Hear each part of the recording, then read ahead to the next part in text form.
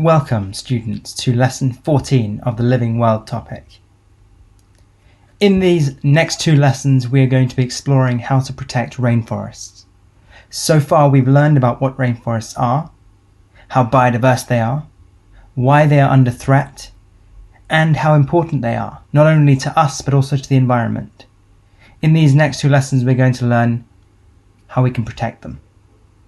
Please write the date, title, and learning objective, and have a pen and paper ready to learn. Okay, time to review prior learning. Please write 1 to 10 in your books, answer the questions from memory, and then mark your answers. Game time. 1. The protection of rainforests is called rainforest conservation. 2. Deforestation leads to drier local climates because it reduces evaporation of water from the trees into the atmosphere. 3. Between 2004 and 2012, rates of deforestation in Brazil decreased.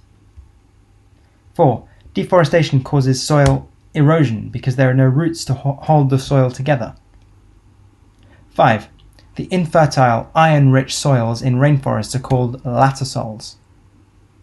6. The process by which producers create food using sunlight is called photosynthesis. 7. Palm oil is a cash crop grown in Malaysia that is used in more than 400 products worldwide. 8. The second coldest biome, located in the north of Russia and Canada, is called the tundra. 9. The UK has a post-industrial economy, which means that manufacturing has been largely replaced by services. 10. Population decline in the UK islands, called the Outer Hebrides, has led to a loss of investment and jobs. Please give yourselves a mark out of 10. If you got 8 or more, absolutely magnificent. Please write any questions you got wrong and their answers, and then test yourselves on these repeatedly so that you remember them. Okay, to introduce this topic of rainforest management, I'm going to show you a photo and some questions will appear. Use the photo and your own knowledge to answer the questions. Go for it. Here's the photo. Here are the questions. So, number 1, how can people make money from rainforests without damaging them? Well, look at this photo. What actually is it showing? This woman here in this hut doesn't live here. Neither does this man. They are tourists. So one important way that people who live in rainforests can make money is through using it for tourism. People like to visit rainforests. They are beautiful. That is one valuable way rainforests can be used to make money without damaging them. Look at the way this building is constructed and think about how it might have been constructed to reduce the impact it has on the rainforest and the ecosystem. 2. Why might a complete ban on the use of rainforests be unsustainable? Well, you should have considered the fact that people make money from rainforests. Rainforests have economic value. Deforestation has economic value. And so completely banning it will be unsustainable, which means that it won't last because people will illegally try to damage rainforests in order to make money. So the only way that you can sustainably protect rainforests is by also giving people jobs that do not depend on deforestation. 3. What is Rainforest Alliance chocolate? Maybe you've heard of that. How is it different to normal chocolate? If you've ever seen a Rainforest Alliance chocolate bar, it has a frog and some palm leaves on it. Rainforest Alliance chocolate has been grown in agriculture that has not damaged rainforests. Normal chocolate may have led to deforestation to grow the chocolate plants. That's the difference. 4. What is the problem with dragging a felled tree? A felled tree means chopped down tree through a rainforest. Well, think about what happens to the rest of the forest and the animals that live on the forest floor when you drag a tree through it. It causes a whole path of destruction as you drag the tree through it. That is the normal way that deforestation and logging are done. So think about how you might do deforestation differently so that the tree that is removed doesn't damage more forest on top of the ecosystem that grew on the tree. Okay, the big question. How can tropical rainforest conservation be achieved? So the first idea you need to know is that rainforest conservation means protecting rainforests from damage. We learnt that keyword in the previous lesson. So any effort to protect rainforests from damage is rainforest conservation. In these two lessons, we're going to be looking at something called sustainable rainforest management. It means protecting rainforests, but also providing the local people with incomes. By doing this, we reduce the incentive, which means the reason, for people to damage rainforests in order to make a living. Okay.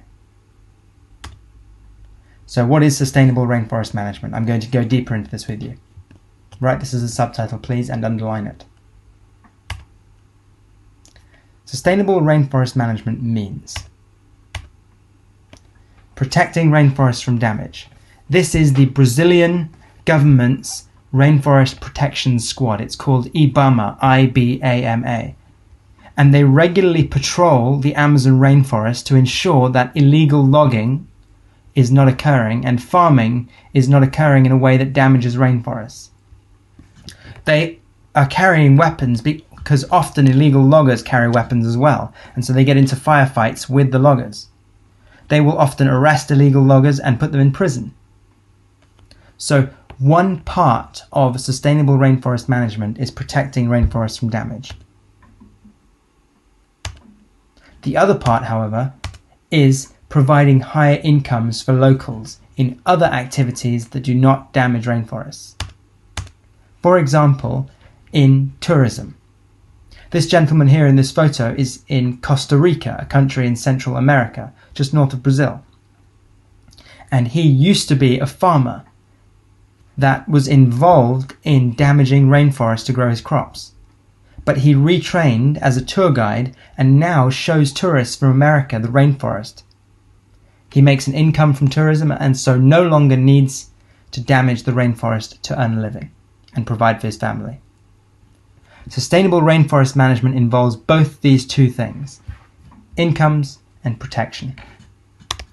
So the big question is, how can this be achieved? The first and possibly the most powerful way of achieving sustainable rainforest management is through something called selective logging. And this is what is being done in Malaysia. Here's how it works. This is an example of something called clear felling. This is typical deforestation. Chop down every tree that you see, cut it up, drag it through the forest, and sell it. This causes enormous damage to the ecosystem. The habitat of the tree is destroyed, all the animals that live there are killed. The soil nutrients are leached, soil erosion increases. Clear felling. By contrast, selective logging only chops down certain trees within a forest. Older trees that are nearing the end of their lives anyway. In addition, once those trees have been chopped, the loggers will move to another area of the forest until these trees regrow because they've planted more trees.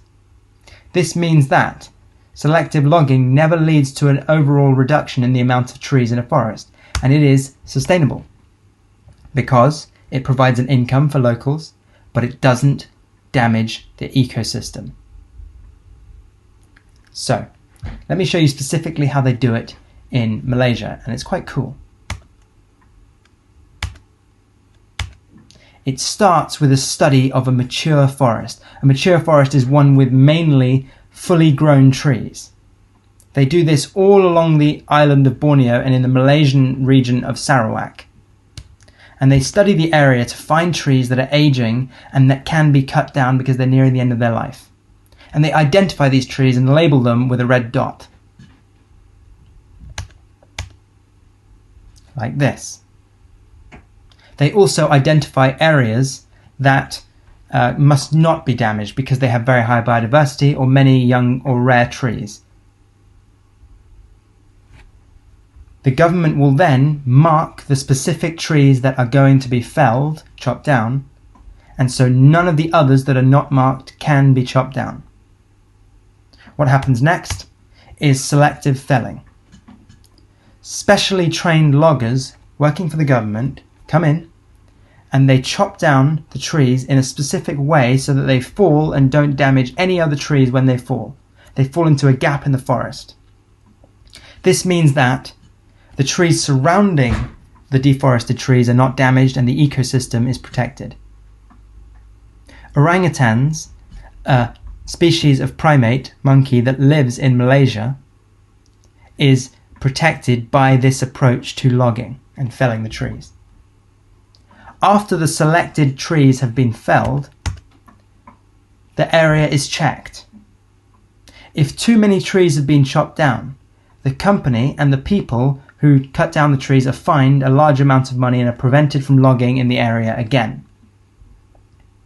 Additionally, the area is checked to make sure the ecosystem hasn't been damaged too much, so that in future, when the mature forest study is done again, a reduced number of trees can be chopped down. Finally, in this stage, new trees of lots of different species are planted. Why lots of different species? Because this ensures biodiversity. Different animals require different species of tree for their habitat. Additionally, if a disease that affects one species of tree spreads through the forest but doesn't affect other species of tree, then that disease will find it difficult to spread and it will not damage the forest. If all the trees in a forest are one species, for example oak trees or beech trees or mahogany trees, then they will be damaged by that disease and so the whole forest will be affected. So that's what happens next. And finally, the area of forest that has been felled is left alone for 30 years at least for the trees to regrow, and another area is felled. After 30 years, another study is conducted to see if the forest is ready for felling, and this cycle continues. This process of selective logging in Malaysia has significantly decreased the rate of ecosystem damage in the areas in which it is practiced, and it is very effective. Remember what I told you earlier. When you cut down a tree and drag it through the forest, it damages the rest of the forest and the ecosystems within it. So in Malaysia, they use helicopters. This is called helicopter harvesting or helicopter logging. They tie the trees to a helicopter and they carry them out of the forest, thereby not affecting any of the surrounding ecosystem. This approach to sustainable rainforest management is becoming increasingly popular around the world. One issue with it is that it's much more expensive than normal clear felling, which means that in LICs, like in the Congo in Africa, and in countries like Ecuador in South America, it's not always popular.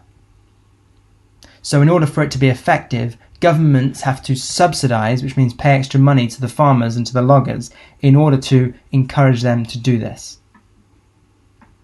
Selective logging.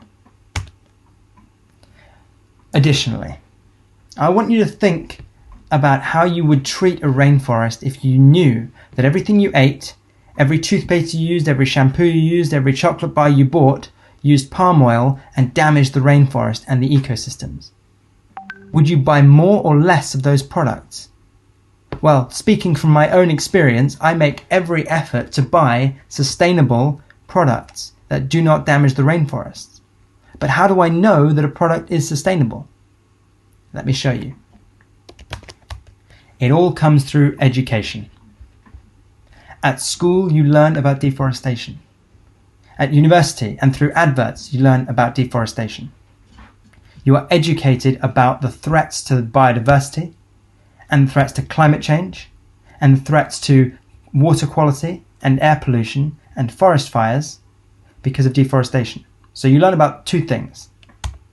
First, deforestation, its causes and its impacts. This teaches you how your activities and what you buy in an HIC like the UK causes deforestation in LICs and NEEs. Additionally, you are educated about the importance of rainforests, what I'm doing right now, what you're learning in these very lessons. If you understand why rainforests are important, for example, the number of different medicines that are found there, then you will be much more likely to protect them. In making people more educated, you reduce their demand for unsustainable products found in rainforests. An unsustainable product is one that, to produce it, you have to damage the rainforest. A sustainable product is one that can be produced without causing environmental damage. For example, tropical hardwoods such as mahogany and ebony, which are used to make furniture, are unsustainable. If you are aware that they damaged the Malaysian rainforest in their manufacturing and their sourcing, you will not buy them. Additionally, if you know that many of the products that you consume have palm oil in them that's sourced from the Malaysian rainforest, then you will be much less likely to buy those products. More than 10% of all deforestation in Malaysia is caused by palm oil plantations. More than 20% is caused by tropical hardwood logging. So it will make a big difference if you reduce the demand for these products in HICs. This program of educating people in HICs increases their demand for sustainable products. For example, products that have this symbol on them have been sourced using palm oil that has been grown in areas that have not caused deforestation of rainforests. It's called the Certified Sustainable Palm Oil Program.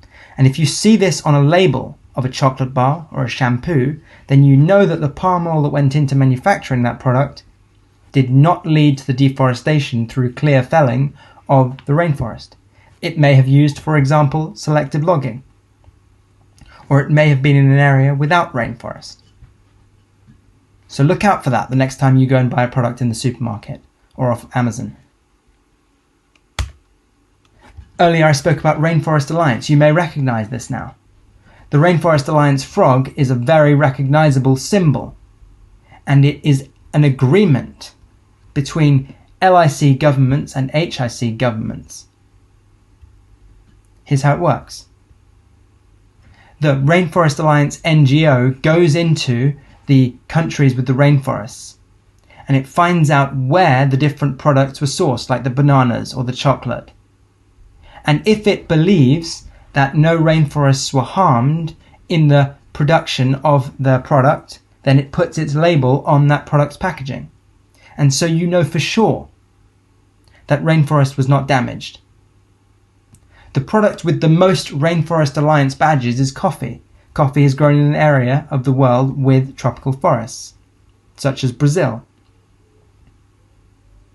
Therefore, it's a really important label and way of educating the public in HICs about how they can continue to consume products like coffee and chocolate, but without causing damage to rainforests. Finally, FSC, the Forestry Stewardship Council, and here's how it works. Similar to the Rainforest Alliance, the FSC goes into areas of tropical forest and other forests, and it works out how the wood that was being used in HICs to manufacture, for example, furniture, was sourced. And if it believes, from the studies that it does, that the wood was sourced from well-managed forests, which means forests that were chopped down using selective logging and then replanted, then it puts its label, this tree symbol with a tick, on the wooden product. So, again, look out for that product when you buy, for example, paper, printer paper. If you know about these three certificates, these three labels, then you will be aware not only of the threats to rainforests, but also of how to protect them, while still ensuring that you can buy the products that you enjoy and that you want in your lives. Okay, time to assess learning. Question 1. Why is banning deforestation completely in all areas of a rainforest like Malaysia likely to be unsustainable? The reason is the people in a country like Malaysia need an income. So if you prevent them from using the rainforest at all, they will, through their desperation, try to find ways of exploiting the natural resources in ways that are damaging, such as by logging illegally. Question 2. Suppose you go on a holiday to a rainforest and a tour guide teaches you about the biodiversity of that rainforest and shows you the plants and animals there. How is that likely to affect your attitude to deforestation of rainforests? Well, I can only speak for myself, but there is evidence for this amongst tourists around the world. More education of people from HICs leads to lower demand for unsustainable products, and it makes people want to protect rainforests and ecosystems. Question 3. What is meant by rainforest conservation? Conservation means protecting rainforests from damage. It is one of the key parts of sustainable rainforest management. Question 4. In a selective logging program such as that in Malaysia, what happens after trees have been felled, and why is this important? Well, you should have said that after trees have been felled in a selective logging program, the area is checked to identify how many trees have been cut down, the impact it's had on the ecosystem, and trees are replanted of many different species to prevent disease and ensure biodiversity. And final question. Why might economic diversification lead to a reduced rate of deforestation in a country like Malaysia? Well, you should have said that if Malaysia's economy diversifies to the tertiary and quaternary sectors, then it may not need so much land. It may not depend on the primary sector for its economic growth, for example, mining or farming. And consequently, it will not need to damage the rainforests to produce economic growth and development. Okay, time to embed learning so that you remember it forever. Please look at these questions, write them down, answer them using your understanding, and then mark your answers in green pen. Go for it. So number 1. Either of these points. Make sure that you've explained it just like I have. 2. Make sure you have 2 differences.